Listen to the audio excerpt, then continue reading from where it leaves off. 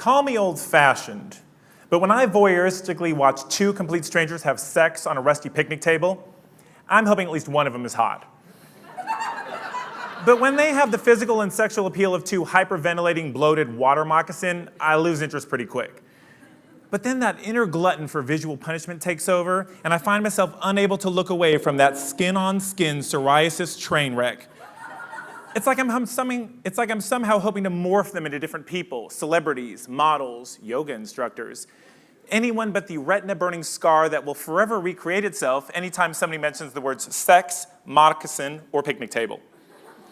It's not that I'm an elitist in my peeping Tomness, or that I'm certified eye candy myself, but as a middle-aged man trying to keep the spark alive in his middle-aged marriage, I'd like to at least learn some new moves, or stimulate some facial expressions, or expand my very limited repertoire of outdoor, orgasmic, erogenous aerobics. But there they were in all their humping glory, going at it like crazed squirrels in the broad daylight.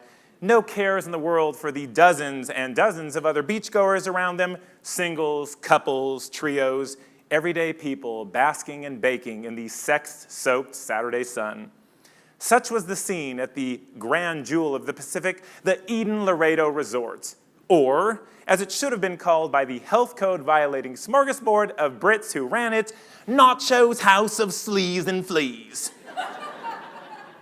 And yet smack dab in the middle of this casa de communicable ailments were me and my wife, the been dating 11 years but married for only one duo from Dallas who thought that a second honeymoon only 15 months after their first would be the perfect prescription for keeping their marital mojo alive. It's a couple's honeymoon, my best friend John had said, a broad wolfish grin stretching across his face like an elastic smirk, a clothing-optional, adults-only free-for-all. He looked around suspiciously as though he were divulging who killed Kennedy, then leaned in closer. And Paul, the majority of the couples are actually single women looking for fun. He winked or did something shifty with his eye that should have been my red flag's clue to run kicking and screaming. But to know John was to love him. He could charm you with his Renaissance knowledge of art, wine, and classical music, yet turn on a dime with harrowing tales of severed limbs, highway human roadkill, and side-of-the-road baby deliveries from his many careers as a paramedic, a sheriff, a cop, and a fireman. His recollections of his days as a paramedic were the best. I'd listen to him with heaping doses of wonder and disbelief as he recounted the steeped in erotica, emergency-roomed environment that reeked of indiscretion and primordial passion. The legendary couplings of alpha males and females high on the adrenaline of saving lives over and over again. It's what I imagine the Olympic camps are like. All those lanky, lascivious athletes looking for someone to shtup in the countless hours between the seconds and minutes of showtime. But when John spoke of twosomes and threesomes and foursomes with triplets, my happily tied down days of marriage were made all the richer. So when the chance came to head off to an exotic corner of Mexico, fake Mexico, okay, Baja California, Mexico, I jumped at the chance to submerge myself in the underbelly of carnal debauchery. It'll be educational, I told my wife. It'll help us learn and grow as a couple, maybe even show us a thing or two. I winked or did something shifty with my eye that she should have used as a red flag clue to confiscate my passport and humbly decline. But I was his best man and she's my best girl, and therefore 2 months later, as we threw caution and minimal amounts of clothing to the wind, we boarded our fun jet plane for what promised to be the most all-encompassing week of our newly married life. Standing waist deep in the Eden Laredo's public pubic petri dish of a pool, we found ourselves all encompassed in water tainted with the accumulation of years and years of suntan lotion, and God knows what kind of other handmade, man-made lotion that could be made. All around us, swarms of nymphomaniacs, derelicts, and derelict nymphomaniacs gathered, the wedding party included. The bride's ex-boyfriend, for example, waxed poetic over his undying love for her. If it weren't for my prescription drug problem, lack of ambition, and inability to get it up, we'd still be together. Not surprisingly, he later bought and swallowed enough under-the-counter Viagra from the hotel's store, post office, infirmary, and exotic parrot smuggling operation to pitch a 10-hour phallic tent. Public service announcements. When your grandmother falls and she can't get up, this is who's coming to rescue her.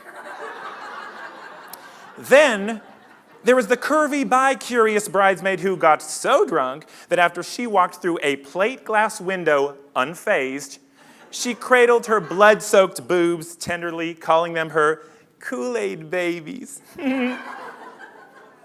Public service announcement. When you stop breathing and call 911, guess who's coming to save you? The resort offers sports activities and nude and prude beaches.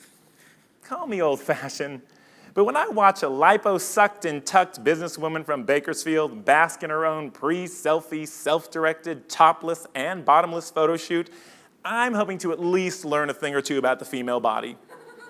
But when she suggestively offers up her guac and her mole, and we ain't talking food, people, the feminine mystique is lost. And so with visions of seaside C-sections in our heads, my wife and I rented a tandem sea kayak and took to the Sea of Cortez with the sole purpose of pedaling as fast and as hard as we could from the Eden Laredo Resort.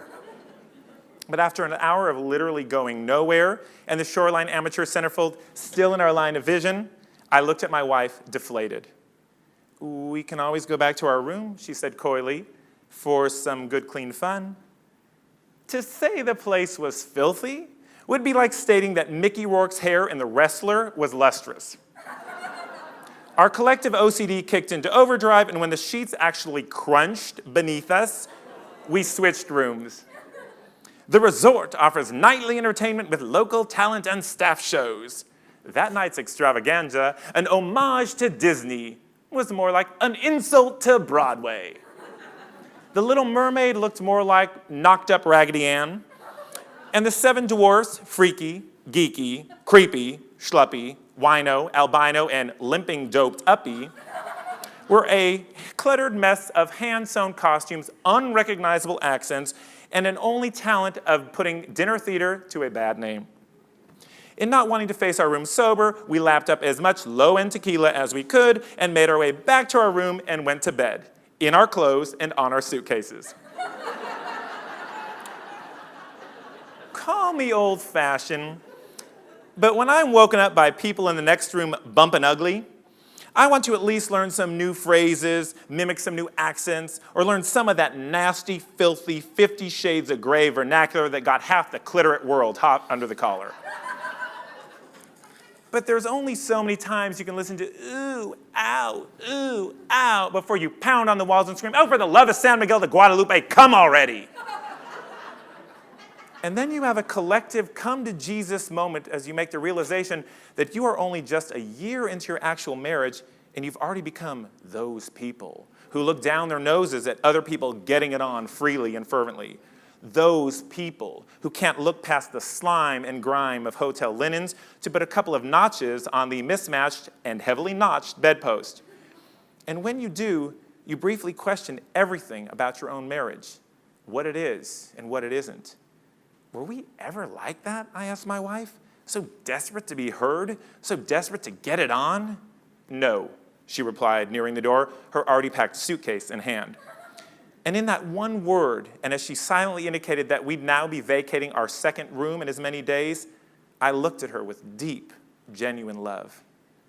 Call me old-fashioned, but intimacy, real intimacy, is that connection you forge with your partner that others need not see or hear.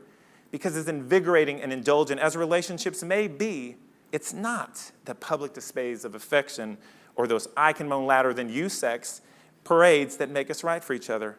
It's that singular, miraculous thread of simpatico, of true connection, that solidify our relationship DNA. Because 14 years after that horrific weekend and 27 and a half years since we first began this soul-mated samba, I can still look into my wife's eyes and see absolutely everything that I need to see. And nothing at all burns my retinas brighter than that.